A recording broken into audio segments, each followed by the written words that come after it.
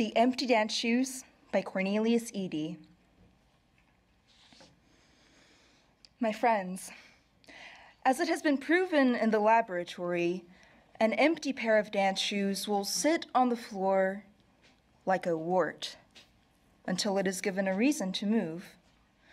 Those of us who study inertia, those of us covered with wild hair and sleep, can state this without fear. The energy in a pair of shoes at rest is about the same as that of a clown knocked flat by a sandbag. This you can tell your friends with certainty.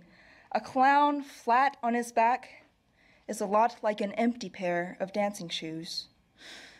An empty pair of dancing shoes is also a lot like a leaf pressed in a book, and now you know a simple truth. A leaf pressed in, say, The Colossus by Sylvia Plath is no different from an empty pair of dance shoes. Even if those shoes are in the middle of the Stardust Ballroom, with all the lights on and hot music shakes the windows up and down the block, this is the secret of inertia. The shoes run on their own sense of the world. They are in sympathy with the rock. The kid skips over the lake after it settles to the mud. Not with the ripples, but with the rock.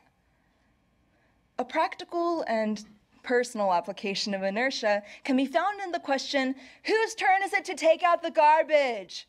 An empty pair of dance shoes is a lot like the answer to this question, as well as book-length poems set in the Midwest. To sum up, an empty pair of dance shoes is a lot like the sand the 98-pound weakling brushes from his cheeks as the bully tows away his girlfriend.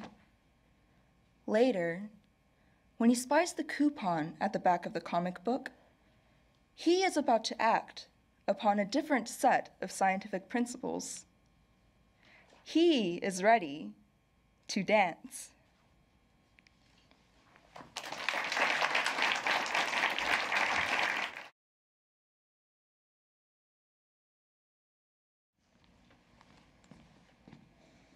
Dover Beach by Matthew Arnold. The sea is calm tonight.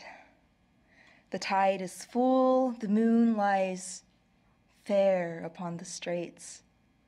On the French coast, the light gleams and is gone. The cliffs of England stand, glimmering and vast, out in the tranquil bay.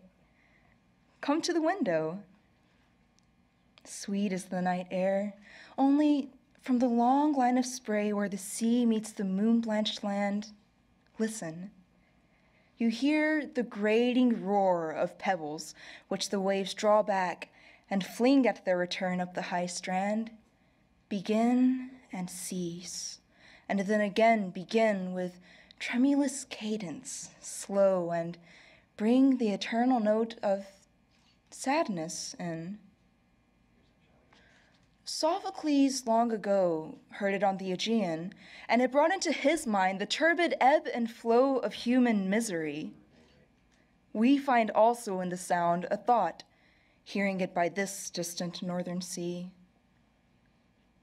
The sea of faith was once too at the full, and round earth's shore lay like the folds of a bright girdle furled, but now I only hear its melancholy, long withdrawing roar, retreating to the breath of the night wind, down the vast edges, drear and naked shingles of the world. Ah, love, let us be true to one another, for this world, which seems to lie before us like a land of dreams, so various, so beautiful, so new, hath really neither joy, nor love, nor light, nor certitude, nor peace, nor help for pain, and we are here, as on a darkling plain swept with confused alarms of struggle and flight, where ignorant armies clash by night.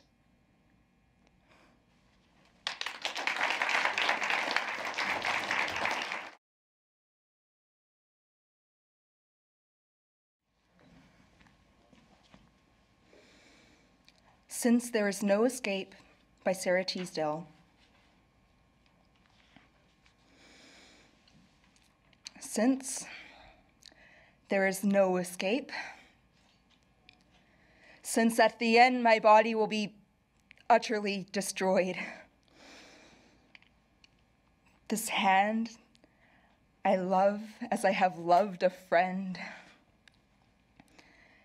This body I tended, wept with, and enjoyed. Since there is no escape, even for me, who love life with a love too sharp to bear,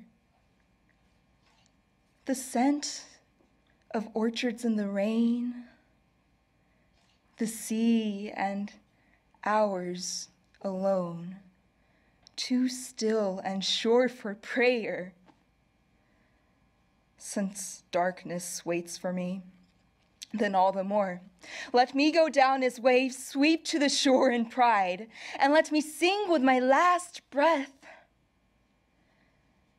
In these few hours of light, I lift my head. Life is my lover. I shall leave the dead if there is any way to baffle death.